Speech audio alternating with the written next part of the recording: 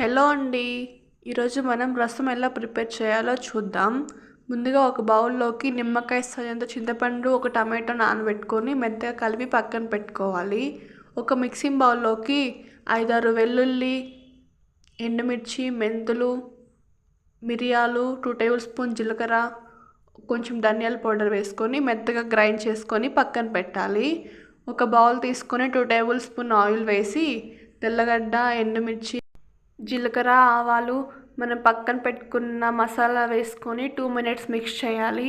కరివేపాకు వేసుకొని మిక్స్ చేసి కొంచెం పసుపు వేసుకోవాలి. మనం పక్కన పెట్టుకున్న చింతపండు, టమాటో గుజ్జు వేసుకొని 2 కప్స్ వాటర్ పోసుకొని బాగా కలుపుకోవాలి.